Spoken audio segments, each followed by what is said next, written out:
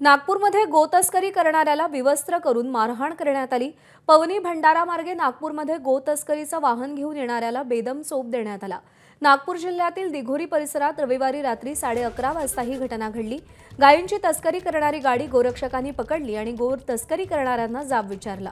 त्यांनी उडवाउडवीची उत्तरं देत वाद सुरू केला आणि त्यानंतर गोतस्कर आणि गोरक्षकांमधला शाब्दिक वाद वाढून गोरक्षकांनी गोतस्करांना पकडलं आणि विवस्त्र करून मारहाण केली। त्यानंतर त्यांना पोलिसांच्या ताब्यात देण्यात आलं।